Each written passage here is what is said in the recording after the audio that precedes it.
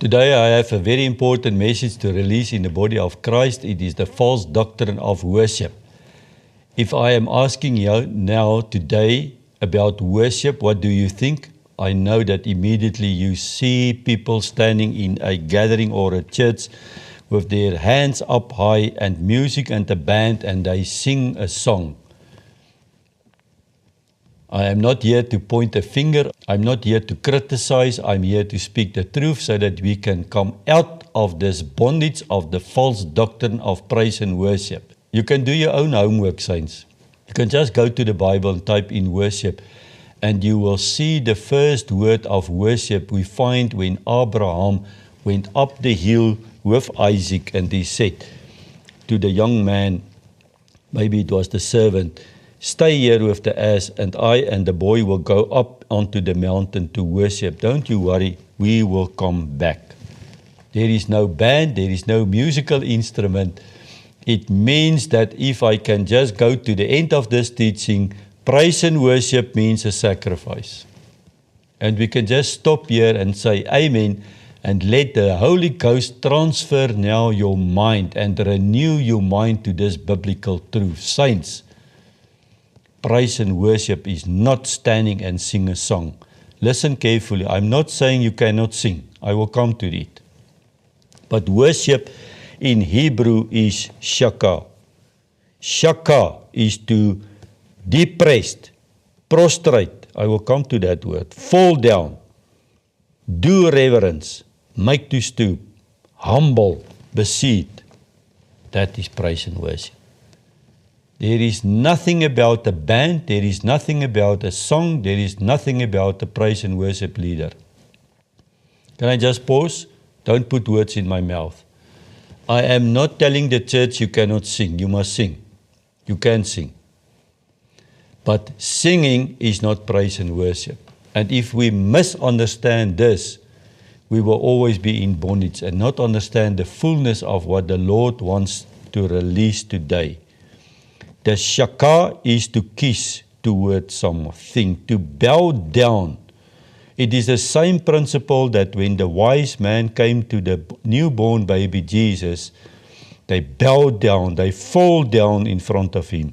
It is the same thing that happened in Revelation with the 24 elders. Before the throne, they took off their crowns and they bowed down. To fall prostrate before someone in an act of total submission. I said I will come back to that word. Just bear with me. Singing in the church would be unrecognized by the apostles as worship. And just say it again. Singing in the church would be unrecognized by the apostles as worship. I'm not saying you cannot sing. I'm just saying then when we invite the apostles to a church service and tell them, let's go praise and worship, they will say, what are you doing here? It is a misinterpretation of this has a direct impact on our relationship with Adonai. How we measure our spiritual health, saints. If we think we are healthy by putting up our hands, we miss it. What we think we are offering when we come before Him. And that is the point, because it is all about a sacrifice. Abraham, the very first word to worship is to put a sacrifice on the altar. Just make it to the end. You will understand it more clearer. Worship is then rather to lower yourself, pressing your face to the ground, extending a gesture of homage. It is a posture that you take before a king.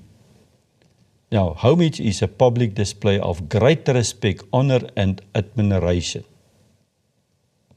It's how we bow before a king. They understood it. We can't bow before kings because we don't have a king here. The church now replaces it with an internal feeling of reverence. Not a worship service, but an encounter with the person Adonai. I hope that you hear. It is to involuntary collapse of the self. We are not sitting in a worship service. We are gathering together to encounter with Adonai. The Lord told me, Elazar, in your gatherings, I want 3 things to see. It's about my presence. Are you listening? My presence, not the presence of angels, not the presence of Jezebel. My presence, my teachings, and my healing. It's all about Him. And we are only the vessel that He is using to bring forth that glory to Him. Worship is when we are confronted with the reality of who He is. And our only response to that is to go down. I hope it makes sense. The woman at the well, the Lord explained this principle to her and He said, God is now a spirit, and those who worship Him must worship Him in spirit and in truth. You can only worship in your spirit, man, not in your emotions, in your soul dimension. We can only worship Him in truth because He is the truth. And true worshiping could only take place after the outpouring of the Holy Ghost, because that Holy Ghost is now living inside of us. That brings me to this point. Worship is eternal. It is sincere, and it does not depend on any location. Worship in the Spirit is not an emotional, but a Holy Spirit act. True worshiping, therefore, could only truly come after the outpouring of the Holy Ghost, and in truth, because Christ is the truth, and Christ is now living in you. Recently, I have just this thought coming over me. When has Christ become one with me? Well, I meditate on it, still meditating on it, but if we do not participate in His crucifixion, in His burial, we cannot participate in His resurrection. And in the resurrection, out of the water, then a new creature is coming out of the water. And now Christ is living inside of me and not me myself. That means, saints, if you did not yet was immersed in the water and coming out of the water as a new creature, Christ is not living in you yet. I like this turning point where Paul is now saying it is all about a service and to serve. I really want to look you in the eye and ask you, where are you serving in the gatherings? Are you sitting and receiving? Are you waiting for someone to change your nappy, give you a dummy, and make you comfortable in your incomfort? Where are you serving? Because if you do not serve, it means, saints, that you do not praise and worship. Paul is saying, it is my duty. Listen to his duty. I'm teaching. I have sleepless nights. I went shipwreck many times. I took lashes on my back, 40-1. That is my daily dying of the self. I come to the scriptures later. So he is saying, for God is my witness, whom I serve with my spirit in good news of his Son. Now, unceasingly I make mention of you. Paul was just saying here, listen, I am in the service of the church. People do not want to serve anymore, saints. The love of many wax cold. Many people are just coming and sitting, receiving, going home and go back into your depression stage for the next 6 days. That is not how it's supposed to be. That is not praise and worship. It is a dying of yourself. You know the scriptures. I urge you therefore, brother and sister, today, by the mercy of God, present your bodies as a living sacrifice, holy, acceptable to God, which is your service, which is your spiritual service. There cannot be praise and worship without something putting on an altar. Abraham understood it. The Old Testament saints understood it. They put their animals on the altar. It is a priestly service, not singing, but a priestly sacrifice on the altar. This is for me the turning point of everything. So what is the gathering all about? The gathering is at a specific place where reading takes place of the memoirs of the apostles and the writings of the prophets. Then the president gives an exhortation. I will come back to that word. Everyone prays. There is no musical instrument. There is no standing singing songs. They break bread, they take the wine in remembrance, and they help the poor with the tzedekah. I will come to the tzedekah again. So this exhortation means an earnest, impassioned communication intent to strongly encourage, urge, and pursue someone to take a specific course of action. It's to help and to equip the saints so that you can go out and praise and worship as your daily sacrifice as a royal priest in the community. A message such as a sermon intend to comfort, strength, to urge believers to live according to their faith, It is also considered a spiritual gift focused on motivation and motivating and building up the community. That is why we serve one another, is to motivate one another and to make sure that you are encouraged with the word of the Lord. That is praise and worship. I really hope that the Holy Spirit is ministering to you what He is saying. Our weekly gathering, there is no choir, there is no music instrument, no mentioning of a song leader. The true praise and worship of gathering is in the word of the Lord, in the teaching. It doesn't say preaching. And that teaching is really that you can discover who He is, and when you discover who He is, you fell flat on the ground. Praise and worship. Praise and worship is what we do together. We don't just do a song. It is to serve one another in the presence of Christ. But the church, the ecclesia, when the ecclesia moved now into a building called themselves a church, that is where we now nullified the word of the Lord. This worship is now moved from totality of life, saints. The total ceremony here in the church becomes something total differently.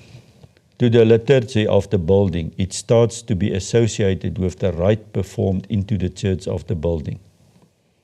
Can I read it again? It started to be associated with the rites performed into the church building. People are now instructing to stand and to sing and not to bow down before the king. So, the question now is, in our weekly gathering, where is the worship? Where is the prostration? Where is the offering of the body? Where is the sacrifice? Where is the tables that we are feeding the poor? So that we can act as our priestly service. Not where is the music. The gathering was not the worship. Listen carefully. I know it doesn't make sense now to you. The main purpose of our gathering is not in the worship. The main purpose of our gathering is to prepare us, to equip us, to motivate us, to urge us to go out and to do our priestly service. Serving your neighbor in love. There is no serving of anyone anymore nowhere. We just make people comfort in their discomfort. To worship in spirit and truth, in the reality of who He is. Because He is the truth. The Lord with the woman at the well said, the hour will come that there will be true worshippers, will worship the Father in spirit and in truth. For the Father is seeking such people as His worshippers. No music, no song. I will tell you now where the songs will fit in. But here He said, I'm looking for the worshippers that will come and bow before me in reverence, in spirit and in truth in front of me. The Father is looking for those worshippers. Are you one of them? Or are you standing and singing? In the Old Testament, they brought animals on the altar as a sacrifice. In the New Testament, Yahweh put Himself on the altar, and He's now asking you, will you put your life now on the altar for me? Will you pour it out so that I can pour my Holy Ghost over you, so that the truth will come out and you worship me in spirit and in truth? And that can happen anywhere, everywhere. Glory to God. Saints, it's just a mind shift. We sing a song, but the rest of the week we praise and worship as our priestly service, putting our bodies on the altar. It is serve one another. We do not see serving anymore in the body of Christ. Peter wrote, you are coming up like living stones, being built up as a spiritual house, a holy priesthood to offer up spiritual sacrifices acceptable to God through the Messiah. He's speaking of a priesthood. He's speaking of a priestly service. All of us are royal priests, called to serve one another in the body of Christ. Can I ask you again? Where are you serving when we come together? Where? If you don't serve, it means you do not praise and worship. So now the question is, what is singing then? Singing is a form of prayer, not praise and worship. It is to praise the Lord, to sing a song. It's a form of teaching. It is admonishing one another in the psalm and in the hymns. Admonishing is typically done in the spirit of counseling, listen carefully, guiding, reminding someone of their duties. Can I say it again? We now serve one another. We counsel one another. We guide one another. We inform one another, remind one another about your duties. The word comes from the Latin manier, which means to remind and to warn one another. So, singing is coming in. Let me read you some scriptures, and just this morning I read Psalm 105 that I want to read to you as an additional scripture. Let's start with Psalm 98. Go ahead, sing your brand new song to the Lord. He is famous for the miracles and marvels. There is no problem in the singing. David was a leader by playing the harp, and he sings songs. There is nothing wrong with it, but that is not a praise and worship act. Everyone now knows. Everyone knows how God has saved us. He never forget to show us His love and His faithfulness. How kind He has been in Israel. All the nations know how to stand behind His people and how He saved us. Please wait for the end, because I'm coming to something very specific. Go ahead, everyone, shout out your praise with joy. Sing your melody of praise to the Lord and make music like never before. We can make that music like never been before.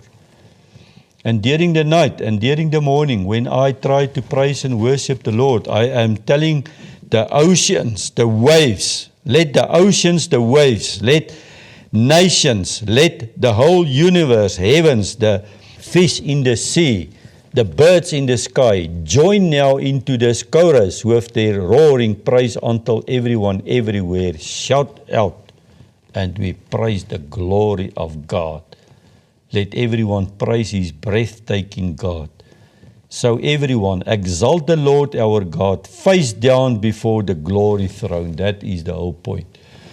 The music, the teaching, everything is building up in the gathering, face down in adoration who He is. Preparing us, equip us, motivate us. Now we send you out for the week. Go and do your priestly service. That is praise and worship. Here in the gathering we sing praise and worship during the week. And that is what the teaching is all about. And I really hope you can take this away today. Can I read to you Psalm 105? Go ahead and give God thanks for all the glorious things He has done. Go ahead and worship Him. Tell everyone about His wonders. Verse 2, Passion Bible. Let's sing His praises. Sing and put all of His miracles to music.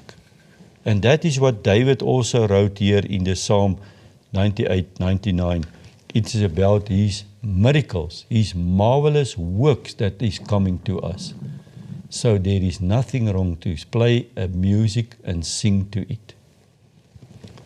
I really want to give this in your hands before we closing. So singing and worship are not the same things. I discovered in my life and in scriptures that the highest level of worship is silence. Carefully read with me. Psalm 65. God in Zion, to you even silence is praise. Let's pause. Silence is praise. Why? Because there is a waiting. I will come to it. The TLV is putting these words something different. And if you did not yet listen to my teaching about waiting on God, you will not understand this. In the waiting, we wait. We anticipate for something to come. In that waiting, we reach a point of silence. Can I share with you? I went to courts. I bring certain matters in front of the advocate, present it to the righteous judge. The verdict came, the heaviness on my shoulder left. I worship the Lord. I praise Him. The next morning I want to continue, and I could not. And I said, Lord, I just want to sit in silence, in admiration before you. That is the point, saints. That is exactly the point, because the TLV is saying, praise is awaiting you in Zion. Praise is awaiting you in Zion. There you will fulfill your vows. Isn't it amazing? I pray that the Holy Ghost will minister to you, that it will deeply penetrate your innermost being today. When we disobey the true worship in spirit and in truth, we are busy with idolatry. When we are disobeying true worship in spirit and truth, we are busy with idolatry. Always worshiping something. To what are you bowing down? To what are you offering your body to? These are hard questions, saints. To which altar are you bowing? I can preach now about it. Ask the Holy Ghost that He can reveal this to us so that we can come free. Is it to the living God, or are you carved image in your own making in front of you?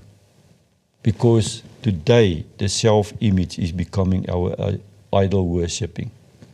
What are you doing with your body? What are you doing with your money? Where are you spending it? To whom are you bowing? At which altar are you offering? I'm closing. Many years ago, 2017, I was translated the Jubilee English Bible into Afrikaans. It's on the website. You can go and get it. And I found this marvelous word in Acts 10 about the tzedakah. So only recently, that penny totally, fully dropped for me and Hanlie. We came a long way with the tithe. The tzedakah, I thought, was a voluntary act. Tzedakah in Hebrew and in Greek means it's an obligation. You have to do it independently of your financial condition.